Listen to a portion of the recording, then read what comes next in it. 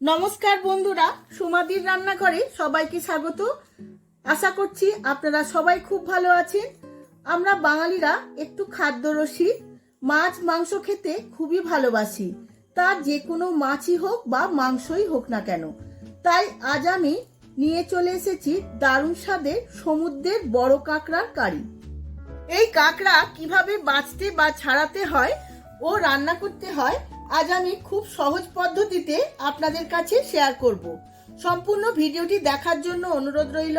আমার চ্যানেলের নতুন বন্ধুদের কাছে অনুরোধ, আমার চ্যানেলটিকে সাবস্ক্রাইব করুন আর পাশে থাকা বেল আইকনটি প্রেস করে রাখবেন, কারণ আমার সমস্ত রান্নার নোটিফিকেশন সবার আগে আপনার কাছে পৌঁছে যাবে। আর ফেসবুক বন্ধুদের কাছে অনুরোধ আমার পেজটিকে ফলো করার জন্য। চলুন দেখে নেওয়া যাক রেসিপিটি। সমুদ্রের বড় কাঁকড়া রান্না করার জন্য আমি দীঘা থেকে এই কাঁকড়াগুলো কিনে নিয়ে এসেছিলাম। এই কাঁকড়াগুলোর ওজন এক একটা 400 থেকে 500 গ্রাম করে। এই কাঁকড়াগুলো আমি খুব ভালো করে এখন ছাড়িয়ে নেব। কাঁকড়ার দাঁড়াগুলো প্রথমেই বাদ দিয়ে দিয়েছি। এবার খোলটা খুব ভালো করে ছাড়িয়ে নেব। খোলের ভেতরটা অনেকটাই ঘি থাকে, তাই খুব সাবধানে আমাকে কাঁকড়াটা ছাড়াতে হবে। এই জালি অংশগুলো বাদ দিয়ে দেব। এর আগেও আমি সমুদ্রের কাঁকড়ার রেসিপি দেখিয়ে দিয়েছি, পারলে আপনারা চেক করে নেবেন। সেই কাঁকড়াগুলোর ওজন ছিল 200 থেকে 300 গ্রাম করে, কিন্তু এই কাঁকড়াগুলো অনেকটাই বড়, আপনারা দেখতেও পাচ্ছেন। সমস্ত ময়লাগুলো খুব ভালো করে পরিষ্কার করে নিচ্ছি। আমি একটা ব্রাশ নিয়ে নিয়েছি, ব্রাশ দিয়ে সমস্ত খাঁজগুলো পরিষ্কার করে নেব।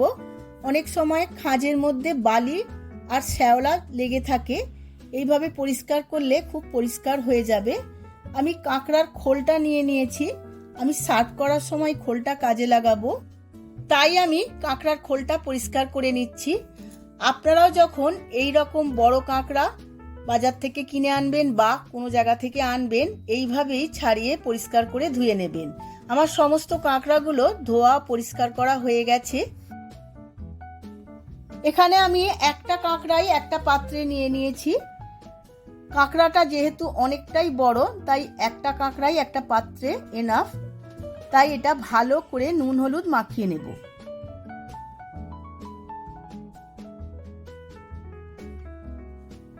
নুন হলুদ মাখানো হয়ে গেছে। এবার আমি 10 মিনিটের জন্য রেস্টে রেখে দেব, তারপর ভাজবো। আমি একটা কড়া বসিয়ে দিয়েছিলাম, তাতে তেল দিয়ে দিয়েছিলাম, গরম হয়ে গেছে তেলটা। এবার কাঁকড়াটা ভেজে নেব। কাঁকড়ার বডিটা আমি খুব ভালো করে উল্টে পাল্টে ভেজে নেব। কাঁকড়ার বডিটা অনেকটাই বড়, তাই দাঁড়াগুলো আমি পরে ভাজবো। দাঁড়াগুলো যদি বডির সাথে একসাথে দিতাম তাহলে কোনোটাই ভালো করে ভাজা যেত না, তাই বডিটা আলাদা করে ভেজে নিচ্ছি। কাঁকড়ার বডিটা খুব ভালো করে ভাজা হয়ে গেছে, এবার তুলে নিচ্ছি। এবার দাঁড়াগুলো আমি ভেজে নেব।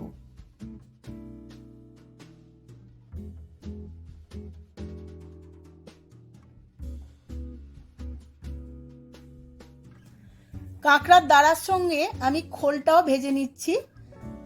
দাঁড়াগুলো ভাজা হয়ে গেছে, এবার তুলে নেব। খোলটাও আমি উল্টে পাল্টে ভেজে নেব। ওই একই তেলে আমি একটা বড় সাইজের পেঁয়াজ গ্রেট করে নিয়েছিলাম, সেই পেঁয়াজটা দিয়ে দেব। গ্রেট করা পেঁয়াজটা আমি লাল লাল করে ভেজে নেব। পেঁয়াজটা ভাজতে ভাজতে আমি দিয়ে দেব 1 চামচ আদা রসুন বাটা। আদা রসুন বাটাটাও আমি পেঁয়াজটার সাথে খুব ভালো করে ভেজে নেব।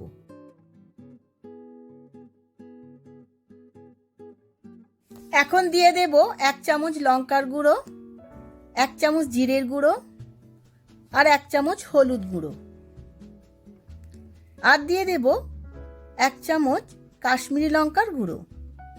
সমস্ত কিছু খুব ভালো করে মশলার সাথে ভেজে নেব। অল্প একটু জল দিয়ে সমস্ত মশলাটা খুব ভালো করে কষিয়ে নেব।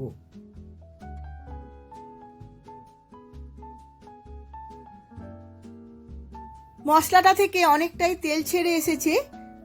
এর মধ্যে দিয়ে দেব 1 চামচ টমেটো সস। টমেটোর সসটা দিয়ে আবারও ভালো করে কষিয়ে নেব। এবার দিয়ে দেব স্বাদ মতো নুন। সমস্ত গ্রেভির সাথে নুনটাও ভালোভাবে মিশিয়ে নেব। এবার এই গ্রেভির মধ্যে ভেজে রাখা কাঁকড়ার বডি এবং দাঁড়া সমস্ত কিছু দিয়ে খুব ভালো করে কষিয়ে নেব। এই সময় গ্যাসের ফ্লেমটা লোতে রাখতে হবে, না হলে মশলাটা জ্বলে যেতে পারে।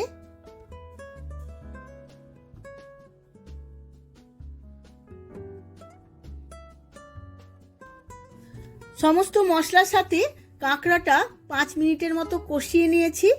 এবার আমি ছোট বাটির হাফ বাটি জল দিয়ে মশলাটার সাথে কাঁকড়াটা সেদ্ধ করে নেব। এবার আমি চাপা দিয়ে 5 মিনিট সেদ্ধ করে নেব, গ্যাসের ফ্লেমটা লোতে রেখে। এবার চাপা খুলে দেখে নিচ্ছি কাঁকড়াটা আমার হয়েই গেছে। এই কাঁকড়া খুবই নরম কাঁকড়া, বেশি সেদ্ধ করতে হয় না। সমস্ত গ্রেভিটা শুকনো করে কাঁকড়ার গায়ে লাগিয়ে নেব।